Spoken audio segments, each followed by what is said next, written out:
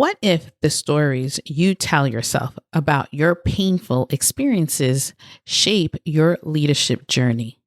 Today, I am diving into why rewriting these stories might be the most powerful leadership move you will ever make. Stay tuned. Welcome to the Reinvention Lab, where ambitious women transform loss into legacy. Hosted by Master Certified Life Coach and fellow trailblazer Sandy Linda, this is your space to discover how life's biggest challenges can ignite profound transformation, where grief becomes growth, setbacks become stepping stones, and your unique story lights the way for others. If you're ready to turn life's challenges into opportunities for leadership, legacy, and forward momentum, you're in the right place. Let's dive in. Hello, creative humans and fellow trailblazers. I am thrilled you have joined me today. There's something powerful about gathering like this. Even with your earbuds and my voice creating this little sanctuary of growth together. Last week, I had a moving conversation with a community member struggling with her past experiences. Despite her efforts, she finds it hard to open up to new healing possibilities. Nicole took our grief archetype quiz and found out she is an explorer in active grief recovery. Now, if you have recalled in our past episodes, explorers are folks who seek a sacred thinking space to connect with inner wisdom. They reflect and find meaning from their experiences to process grief. As Nicole shared her journey, something she said stopped me. She told me, I keep trying to move past it, but these memories keep surfacing when I least expect them. I leaned forward and said, Nicole, what if those surfacing memories aren't a sign that healing isn't working? What if they are invitations? Your inner wisdom is tapping you on the shoulder and whispering, hey, there's something important here that needs your attention. I think there's something courageous about pausing to ask yourself, what's causing me to stay rooted in this past experience? This conversation got me thinking about how our past narratives shape our future possibilities. Over the next few episodes, I will explore rewriting your past narratives, not to deny what happened, but to transform how those experiences influence your leadership journey. Today, I am starting with something fundamental for you fabulous listeners. Understanding the power of personal narrative. There's something fascinating happening in today's leadership conversations. We hear constant talk about resilience, grit, and bouncing back. But almost no one is addressing the mechanism that makes transformation possible. The stories we tell ourselves about our losses and failures. Most leaders offer surface level advice, like staying positive or learning from failure. But they don't explore the brain and language territory we're discussing. They don't examine how the words we use about our losses rewire our brains and reshape our leadership presence. Have you noticed how two people can experience the same loss, but create different leadership journeys afterwards? It is rarely about the event itself. It's about the narrative they construct around it. These aren't just stories. They are the actual frameworks of how we see the world. I want to explore 3 fascinating narrative dimensions that might change how you think about your past experiences. First, I will explore neuroscience findings on how narratives wire our brains. Second, I will examine the language patterns that reveal if someone is stuck in grief or moving toward growth. And third, I will explore how your narrative shapes your leadership presence, along with actionable steps to engage and embrace your personal narratives. The goal isn't to erase painful memories or pretend losses didn't happen. It's about discovering how these experiences, viewed differently, might contain the seeds of your authentic leadership gifts. I'd love for you to consider this. What past experience still has a big impact on you? That connection between past experience and current behavior is where your transformation work begins. Did you know that repeatedly telling yourself a story about a loss creates neural pathways that become your default way of seeing the world? Your brain is like a forest with countless pathways. When you think or experience something often, it's like walking the same path through that forest. Eventually, that path becomes easy to travel. This is how neural pathways strengthen in your brain. The amazing thing about your brain, and this is what neuroplasticity is all about, is that this forest isn't fixed. Your brain has the extraordinary ability to create new paths and let old ones grow over. This happens throughout your entire life, not just during childhood, as scientists once believed.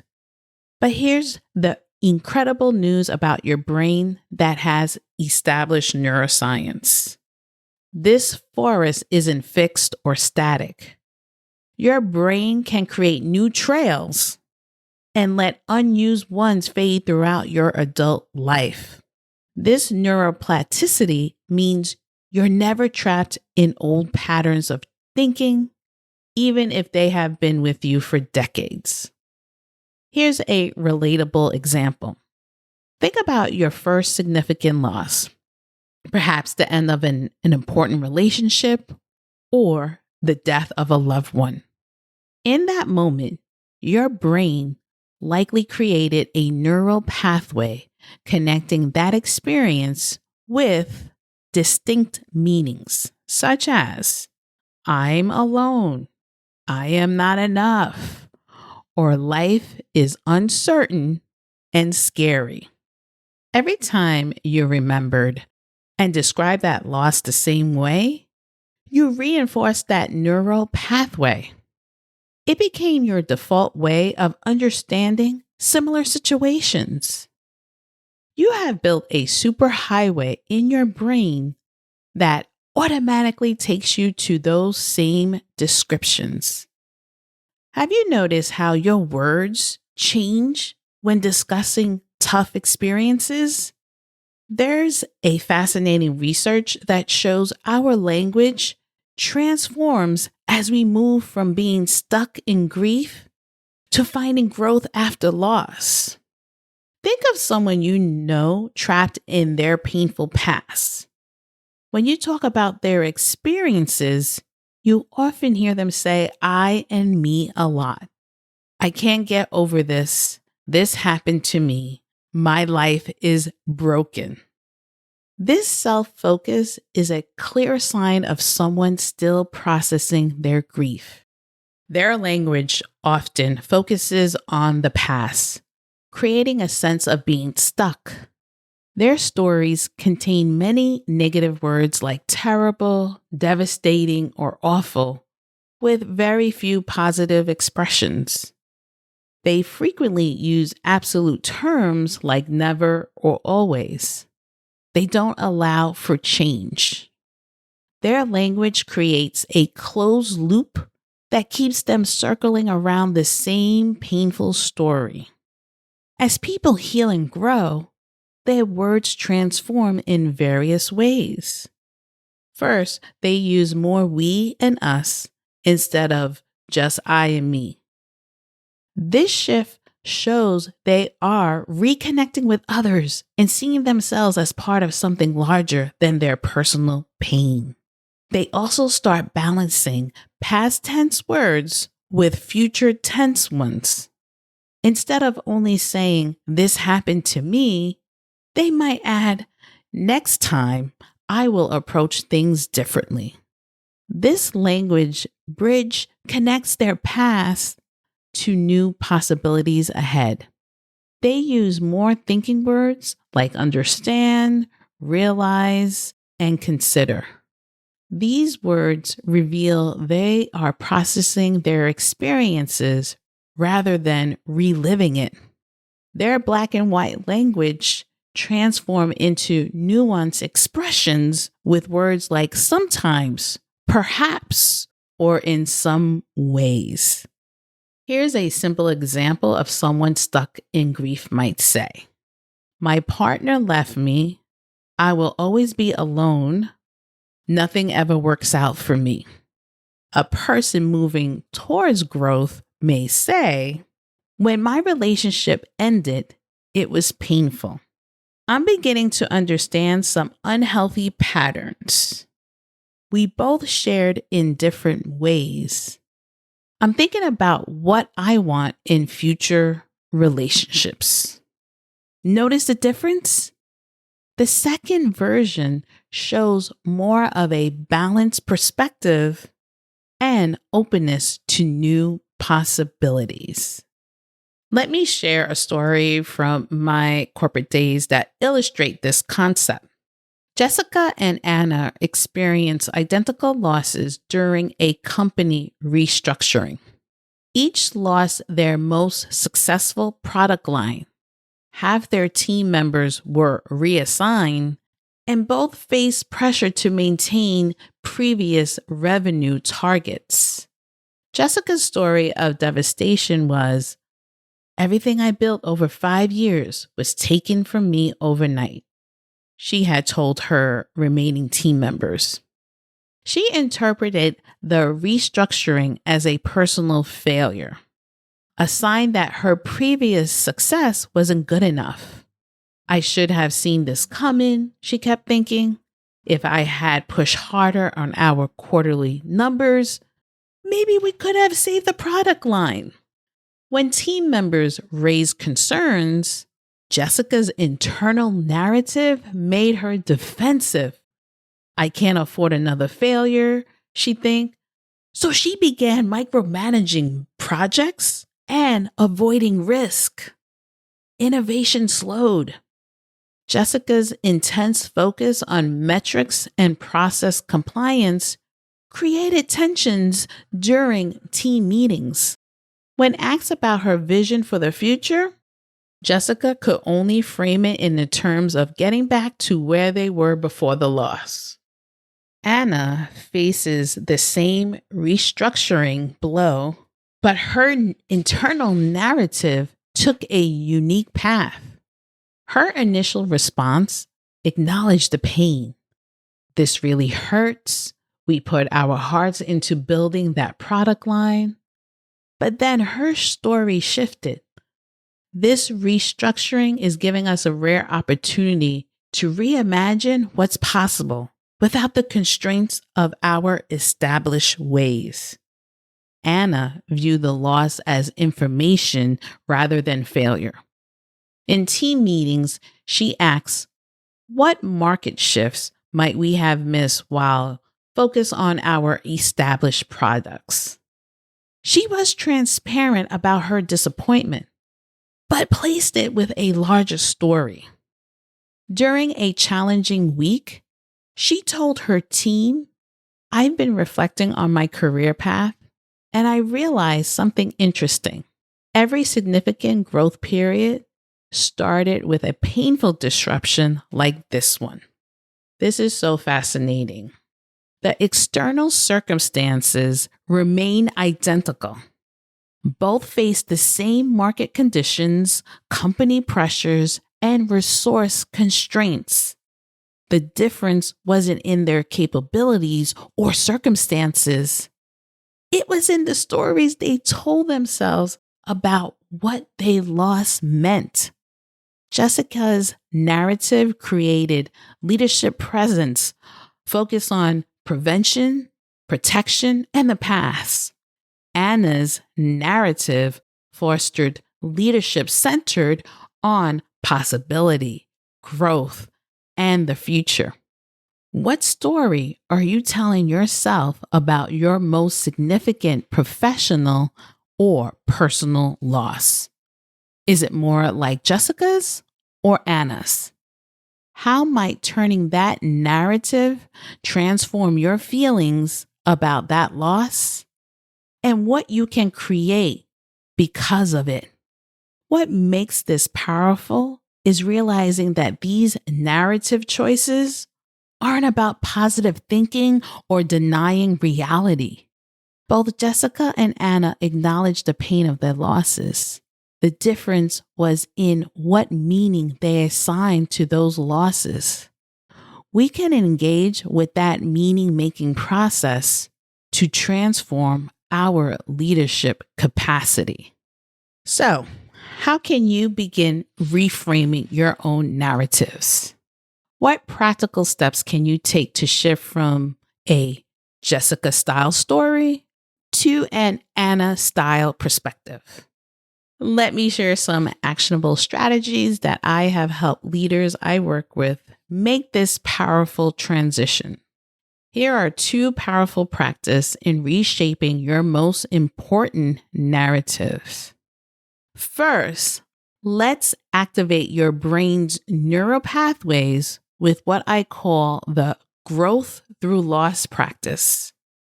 For the next week, spend 5 minutes each morning writing about a significant loss. Focus on the strengths or insights that emerge. What did you discover about yourself? What connections or opportunities opened up? The magic happens when you do this consistently. You are rewiring your brain to link that setback with progress instead of just suffering. You're not denying the pain. You are expanding the story to include what came after. Second, try what I call the language mirror exercise. It's very simple. Record yourself on your phone talking about a challenging experience for about 2 minutes. Then listen back with curiosity rather than judgment. Notice your language patterns. How often do you use I, me, my versus we, us, and our? Are you speaking about the past, or do you also incorporate future elements? Do you use absolute terms like always and never, or more nuanced expressions? This exercise can provide insights about your healing journey. Remember, realizing these patterns is the first step towards shifting them. As we close today, I want to remind you of something important. This work isn't about erasing your losses or pretending painful things never happen. That would dishonor your experience and the people or dreams that matter to you. This work is about possibility. It's about discovering how these experiences that brought you to your knees might contain the seeds of your authentic leadership gifts.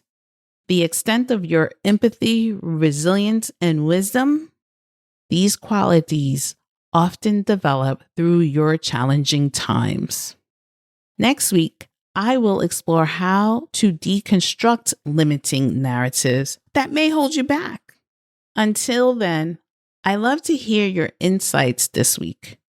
Share your reflections or email me about what resonates most for you today. And also, I am on Substack, and I will leave the information on the show notes. Remember, the story you're telling yourself about your past isn't just a story. It's shaping the leader you're becoming right now. I believe that when we engage with these narratives, there's no limit to what we can create together. Until next time, I am right here walking this path alongside you. Thank you for joining me today. Keep leading with courage, embrace your fears, and most importantly, with kindness. Bye, everyone. Thanks for joining us on the Reinvention Lab. If today's episode inspired you, don't forget to follow and share it with someone who's ready to turn their challenges into opportunities. Want to take your journey to the next level? Visit sandylinda.com/program and apply for coaching today. Together, we'll turn your story into a legacy. Until next time, keep moving forward with purpose, passion, and power.